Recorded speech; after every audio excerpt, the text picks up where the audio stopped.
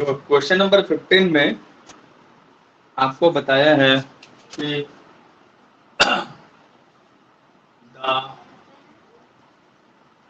Price of an item increases from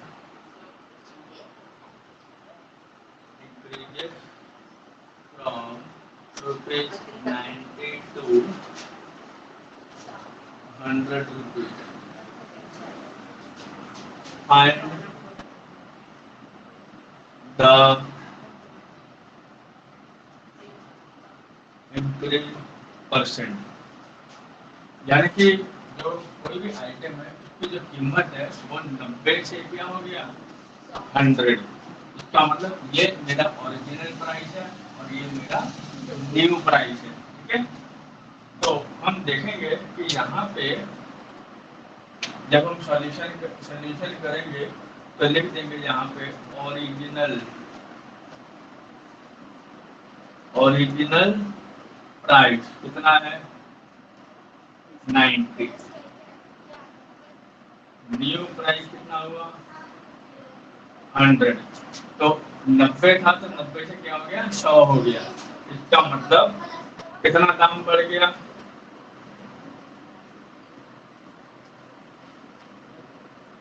price increase क्या हो जाएगा, हम इसको माइनस करेंगे मतलब 10 रुपया बढ़ गया। ओके, अब हमें निकालना क्या है इंक्रीज परसेंटेज। कैसे लिखेंगे, increase in percentage equal to change in price divided by original price into 100। Okay, तो चेंज इन प्राइस में कितना दाम बढ़ गया 10 रुपया। ओरिजिनल क्या था 90 into 100, ये हटा दिया। ठीक है, रुपीज कट गया तो क्या आ गया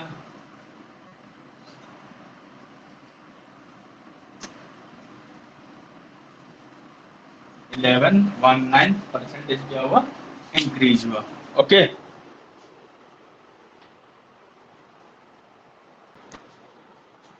इन एन एलॉय, इस एलॉय में ब्रास कितना परसेंटेज है 52%। वेट ऑफ एलॉय कितना दे दिया 12 kilo 12 kg।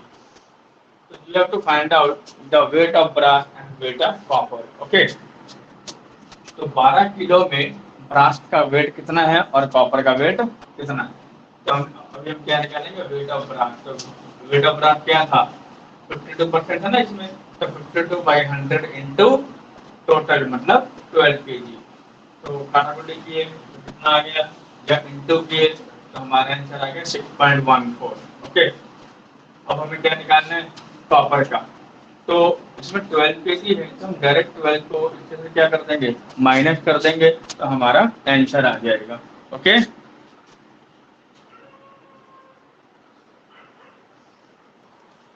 Now question number 17 में दिया है an ice box contain 20 ice cream cup. तो एक आइस बॉक्स है उसमें 20 क्या आइसक्रीम कप बन सकता है, जिनमें से 10% क्या हो गया पिघल गया। ओके, तो लिख देता हूँ question number 17 number of ice cream cup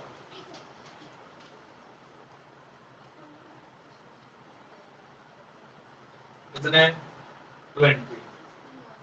तो 10% ऑफ देम मेल्टेड। 10% क्या हो गया पिघल गया। तो इसका मतलब ये हुआ कि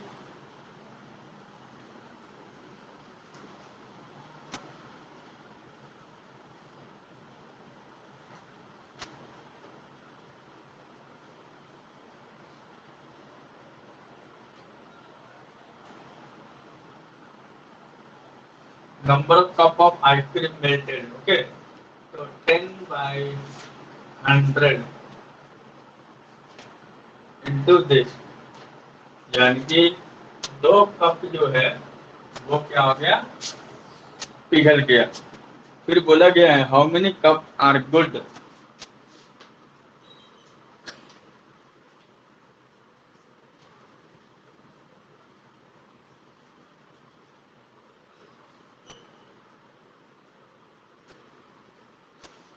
18 कप्स आर गुड। तो 2 कप तो खराब हो गया, तुम 20 में से माइनस करेंगे 2 के साथ, तो हमारा कितना आंसर आएगा, 18। ओके,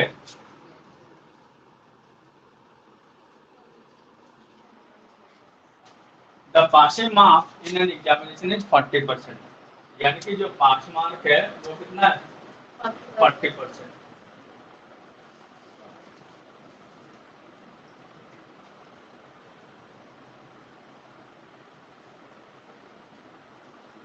फिर बोला है इफ सीमा गेट 130 मार्क्स, सीमा को 130 मार्क्स मिले, ओके, और वो 2 नंबर के लिए फेल हो गई, तो लिख देते हैं सीमा gate 130 marks and fail by 2 marks। तो इसका मतलब ये हुआ, तो इसका अगर हम 5 मार्क्स निकालेंगे क्या हो जाएगा, 130 प्लस 2, तब तो सीमा पास हो जाएगी। तो समझ लो ये हमारा क्या आ गया, देखो यहाँ हमारा पास मार्क का परसेंटेज है और ये हमारा 5 मार्क्स है, ओके। तो यहाँ परसेंटेज और ये मार्क्स, तो कैसे लिखेंगे, बाय दी प्रॉब्लम, लिख देते हैं बाय दी प्रॉब्लम। कैसे लिखेंगे, 40% off total marks equal to 132, ठीक है। तो 40/100 into total marks equal to 132। देखो 0 0 कट गया, 4 3 जा 12, 4 3 जा 12, 4 3 जा 12, ओके। ये जो 10 है ना, 10 वहां चला जाएगा, क्रॉस मल्टीप्लाई हो जाएगी, तो टोटल मार्क्स कितना आ गया, 330। तो ये हमारा आंसर आ गया, ओके। इन क्वेश्चन नंबर 20, ए bag contain 30% copies, okay. Copy कितना परसेंट दे दिया, 30%, ओके। और फिर बता दिया है 60% क्या है, बुक्स है, मतलब कॉपी है 30% ना, 30% हो गए कॉपी, बुक्स हो गए 60%, बाकी जो बचा remaining are register, remaining are register, okay. तो ये जो बाकी जो बचा वो रजिस्टर है, तो रजिस्टर का परसेंटेज हम कैसे निकालेंगे, 100 में से हम इन दोनों को प्लस करेंगे, जो आएगा वो माइनस कर देंगे, तो हमारा कितना आ गया, 10%, यानी कि 10% क्या है, रजिस्टर, ओके। अब बोला है टोटल आइटम कितना है, टोटल जो आइटम है वो कितना है, 30, ठीक है, 30 है। अब आपको बोला कि बैग में कितने रजिस्टर हैं, आपको क्या निकालना है, number of registers in the bag, okay. तो कितना परसेंट है रजिस्टर का? 10% ऑफ टोटल मतलब 30। तो 10/100 इंटू 30 सॉरी, ओके। 0 0 क्या हो गया? कैंसिल हो गया। इसका मतलब बैग में कितने रजिस्टर हैं? 3 रजिस्टर हैं, ओके। तो ये हमारा आंसर आया। According to question number 21, Rahul income, Rahul का जो इनकम है वो है 25,000, ओके। और जो एकोमोडेशन है, रहने का जो खर्चा है वो 20%। घर का जो खर्चा है, राशन पानी का, हाउस होल्ड एक्सपेंडिचर, ओके, तो 50% ये खर्चा हो गया। और ट्रांसपोर्टेशन कितना खर्चा है?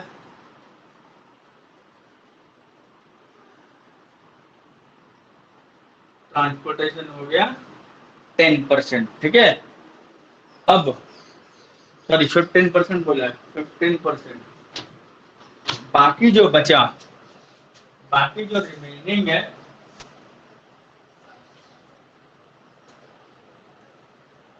और क्या? सेविंग। बाकी जो बचा वो सेविंग्स है। तो अभी इन तीनों का परसेंटेज हमें मालूम है, सेविंग का परसेंटेज हमें मालूम नहीं है। कैसे लिखेंगे? सेविंग इक्वल टू हमेशा 100 के साथ माइनस करना है, ओके। तो बाकी सबको प्लस कर दो, तो कितना आया? 15%, ओके। देखो 70 प्लस 15 85, 100 माइनस 85 आ गया ना 15%। अब आपको बोला है कि how much money he save. अब कहते हैं वो कितना पैसा जमा करता है। ही सेव 15% ऑफ इनकम। उसकी जो कमाई है उनमें से वो 15% क्या करता है? बचाता है। मतलब 15/100 इंटू 25,000, ओके। 00 हमने काट दिया। अब इसको हम क्या करेंगे? इंटू करेंगे। तो कितना आया? 25 10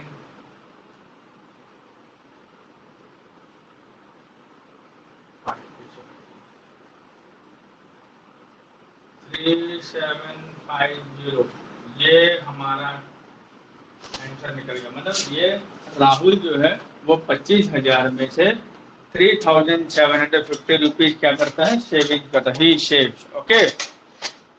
समझ गए?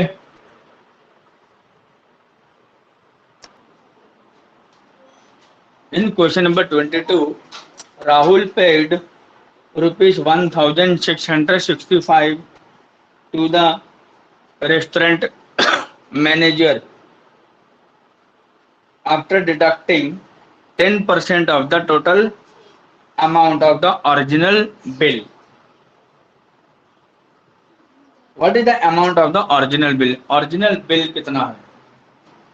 तो मतलब उसने, राजेश ने रेस्टोरेंट मैनेजर को कितना रुपया दिया? ₹1,665। 10% डिडक्ट होने के बाद जो अमाउंट, ओरिजिनल अमाउंट जो बना था वो दिया। तो अब आपको क्या निकालना है? Amount of original bill. तो हम ओरिजिनल बिल हमें मालूम नहीं है। Let the amount of original bill be x. हमने ओरिजिनल बिल को क्या मान लिया? एक्स मान लिया। तो उनमें से डिडक्शन हो गया, डिडक्शन डिडक्शन कितना परसेंट बोला, 10%।